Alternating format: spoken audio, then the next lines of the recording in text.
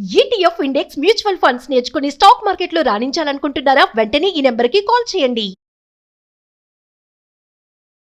Hi sir. Hello అమ్మా. Sir ఈ మధ్య ఓసిడి పేషెంట్స్ ని చాలా మంది చూస్తున్నాను. అవును. ఐఎమ్ సారీ, ఓసిడి పేషెంట్స్ అనొచ్చు అనకూడదు కానీ మస్తు సతాయిస్తారు సార్. వాళ్ళు తుడిచిందే తుడవాలి, తోమిందే తోమాలి, అది అట్లాగే ఉండాలి. ఓసిడి ఉంది నీకరా నాయనా, నాకు కాదు, నన్ను ఎందుకు సాగు కొడతా అనాలనిపిస్తుంది కొంతమందిని పర్టికులర్ గా చూస్తే. అసలు ఇందులో ఓన్లీ క్లీన్ అండ్ క్లీన్ వరకే ఉంటుందా? ఇందులో ఇంకేమైనా రకాలు ఉంటాయా ఓసిడికి సంబంధించి? చాలా మంచి ప్రశ్న అమ్మా. అంటే కొంతమంది టాయిలెట్స్ వరకే పర్టికులర్ గా ఉంటారు, కొంతమంది బట్టలు ఫోల్డింగ్ లో కూడా కొంచెం కార్పెట్ అటు ఇటు ఉన్నా కూడా తట్టుకోలేరు. నాకు వాళ్ళకి ఏమవుతుందో అనిపిస్తుంది. కరెక్ట్ కరెక్ట్ అమ్మా. ఓసిడి అనేటటువంటిది ఒక ఆలోచన, ఒక పని. ఓ అంటే ఆలోచన, సి అంటే కంపల్షన్, పని. సో నాకు ఒక ఆలోచన వచ్చింది కాబట్టి నేను ఒక పని చేస్తాను. ఓకే. సో ఆలోచన ఏంటి?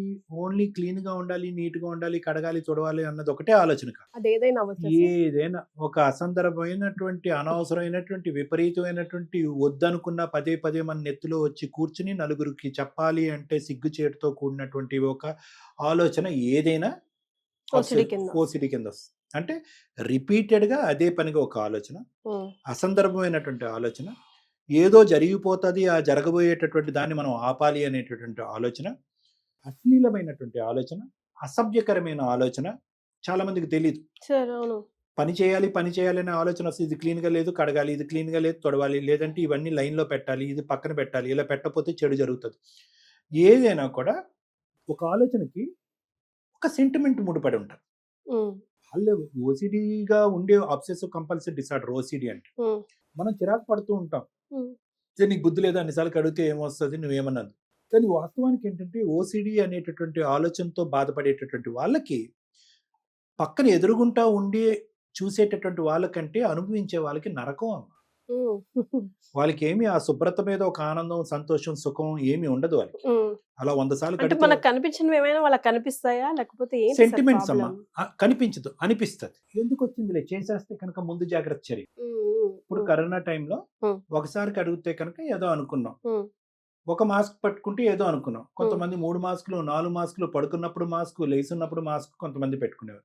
కొంతమంది శానిటైజర్స్ తో స్నానాలే చేసేవారు. కొంతమంది కాయగూరలు శానిటైజర్ లో పెట్టిన తర్వాత ఉడకబెట్టేవారు. ఇలా రకరకాలు ఉండేవి. అండ్ నేను అనేది ఏంటంటే, ఒక జాగ్రత్త ఎప్పుడైతే అతి జాగ్రత్త అవుతుందో, ఒక భయం ఎప్పుడైతే అతి భయం అవుతుందో, విపరీతమైన తనం అవుతుందో, ఆ జాగ్రత్త కాస్త ఆ మనిషి చేత విడ్డూరమైనటువంటి పనులు జరిపిస్తూ ఉంటుంది. చేసేటటువంటి వ్యక్తికి నేను చేసే పనులు విచిత్ర విడ్డూరంగా లేవు అన్నట్టు అనిపిస్తుంది. అంటే వాళ్ళకి కూడా అనిపిస్తూ ఉంటుంది.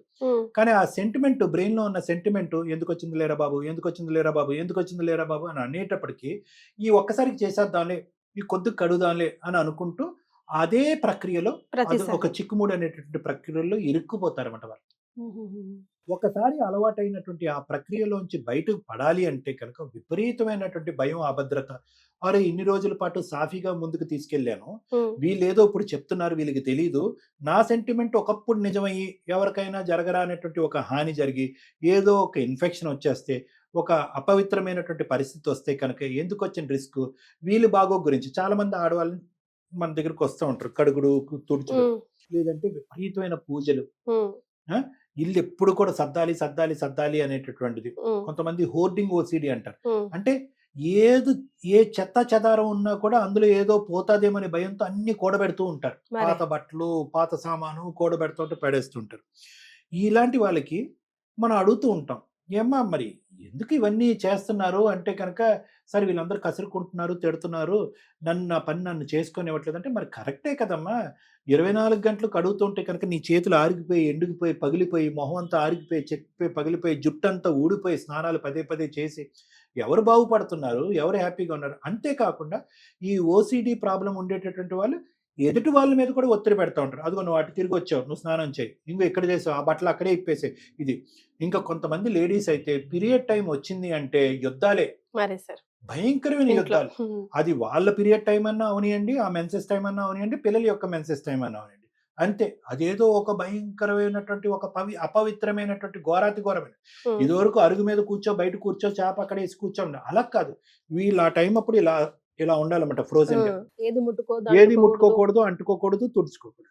అంటే కనుక వాళ్ళు ఏమంటారు, ఇప్పుడు అడుగుతాం మనం, ఏమ్మా నీకు ఇబ్బంది లేదా, నువ్వు ఇలా అయిపోతున్నావు, ఫ్యామిలీ ఇలా అయిపోతుంది, ఏదైనా వాళ్ళ మంచికి గురించే కదండి నేను చేస్తాను. సో వాళ్ళు చేసేటటువంటి పని విపరీతం అని వాళ్ళకి అనిపించినా కూడా ఏదో అనుకున్నటువంటి ఒక పరిస్థితి ఏర్పడకుండా వాళ్ళు తీసుకునేటటువంటి కుటుంబ సంక్షేమం గురించి వాళ్ళు తీసుకునే ముందు జాగ్రత్త చర్యగా వాళ్ళు ఎప్పుడు కూడా వాళ్ళు ఆలోచనని, వాళ్ళ పనుల్ని, వాళ్ళకి కష్టమైనా కూడా సమర్థించుకుంటూనే ఉంటారు. మరి దీన్ని ఎప్పుడు సార్ భూతద్దంలో పెట్టి చూడాలి? అంటే వీళ్ళకి ప్రాబ్లం ఉంది, దే నీడ్ డాక్టర్ అడ్వైజ్ అని ఎప్పుడు అనుకోవాలి? ఎలాంటి ట్రీట్మెంట్స్ మనకు అవైలబుల్లో ఎంత ఉన్నాయి? చక్కటి ప్రశ్న కీర్తి. చాలా మంది ఏంటంటే ఈ ఓసిడి అనే కేటగిరీని సింపుల్ గా తీసుకెళ్లి చాదస్తం అనే కేటగిరీలో మిక్స్ చేసేస్తుంటారు. ఏమండి కడుక్కుంటే తుడుచుకుంటే తప్పని. ఎప్పుడైతే కనుక majority of the 24 hour cycle 24 గంటల్లో మేజర్ చంక్ అంతా కూడా ఈ పనికిరాని కార్యక్రమాలకు వెళ్ళిపోతుందో, ఎప్పుడైతే కనుక ఇంటిల్లో పాది మీరు ఒక తలనొప్పి కింద మారుతారో, ఎప్పుడైతే కనుక పిల్లలకి అమ్మో ఇంటికి వస్తే కనుక అమ్మ ఇచ్చేయమంటది, అచ్చేయమంటది భయభ్రాంతులకు గురవుతారు, ఎప్పుడైతే కనుక మీ ఇంట్లోకి ఎవరు వచ్చినా కూడా ఒక నరకమే, మీరు ఎవరి ఇంటికి వెళ్ళే పరిస్థితి కూడా లేని పరిస్థితి వస్తుంది. ఇంటికి ఎవరైనా వస్తే కనుక తుడిచేటం, కడిగేటం, సోఫాలు కడిగేయటం, కరెంటు వైర్లు కడిగేయటం, ఇవన్నీ జరుగుతూ ఉంటాయి. ఇలా జరుగుతుంది అంటే కనుక అంటే దీని అర్థం ఏంటి, ద ఓవరాల్ ఫంక్షనింగ్ అంటే ఆ కుటుంబానికి, ఆ మనుషులకు సంబంధించినటువంటి పనితీరులోని, జీవన విధాన శైలిలో భిన్నమైనటువంటి విపరీతమైన మార్పులు వస్తే కనుక అది జబ్బు అని అర్థం. సో ఎప్పుడైతే ఒక సెంటిమెంట్, ఒక చేదస్తం కాస్త పరాకాష్ట అవుతుందో, ఒక పరిధి దాటుతుందో, అది ఇంకొక ఓసిడి కూడా ఉంది. ఇది నలుగురికి కనిపించే ఓసిడి గురించి మనం చెప్తున్నాం. ఇవన్నీ ఇలా పెట్టాలి, ఇవి ఏర్పాటు చేసుకోవాలి, ఈ గీత దాటకూడదు, ఆ గీత దాటాలి, ఇలా ఇన్ని ప్రదక్షిణాలు చేయాలి, ఇలా అనుకోవాలి, వాట్ ఎవర్ ఇట్ ఈస్. ఇలాంటి సెంటిమెంట్స్ కొన్ని ఓసిడి.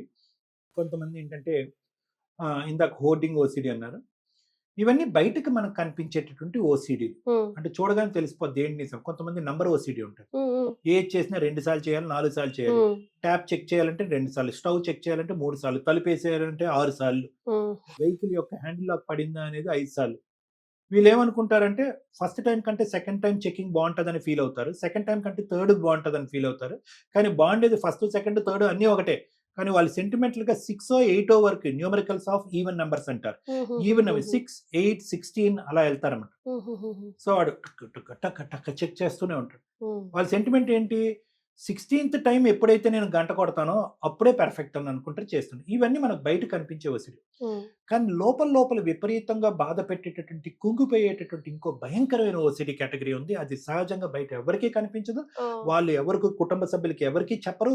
లోపలే సంవత్సరాల కొద్ది కుంగిపోయి ఏడుస్తూ తలబాదుకుంటూ క్లినిక్ లోకి వచ్చి కూలబడిపోతూ ఉంటారు. ఆ ఓసిడి ఏంటంటే అశ్లీలతో కూడినటువంటి ఓసిడి, అసభ్యకరమైనటువంటి ఆలోచనతో కూడినటువంటి ఓసిడి. ఎంత విచిత్రంగా ఉంటుందంటే చెప్తూ ఉంటే వినేటటువంటి ప్రేక్షకులకే ఆశ్చర్యంగా ఉండొచ్చు. సొంత ఫ్యామిలీ మెంబర్స్ మీద అశ్లీలమైన ఆలోచనలు వస్తూ ఉంటాయి, వాళ్ళు ఆపుకోవాలన్నా వస్తూ ఉంటాయి. వాళ్ళు ఎంతో దైవభక్తితో కూడినటువంటి దేవుడు విగ్రహాల మీద వస్తూ ఉంటాయి. సో గుడికి వెళ్ళలేరు, పక్కన స్త్రీమూర్తి లాంటి తల్లి గాని చెల్లి గాని ఉన్నా కూడా కూర్చోలేరు. చాలా భయంకరంగా వస్తూ ఉంటాయి అన్నమాట ఆలోచనలు. చెప్పుకోవాలి అని అనుకుంటే ఏంట్రా నువ్వు అలా ఆలోచిస్తున్నావు అని అనుకుంటారు. పాపం వాళ్ళు ఆలోచించరు, వాళ్ళ బుద్ధి అలాంటిది కాదు, వాళ్ళ డిసిప్లిన్ అలాంటిది కాదు, వాళ్ళ వ్యక్తిత్వం అలాంటిది కాదు.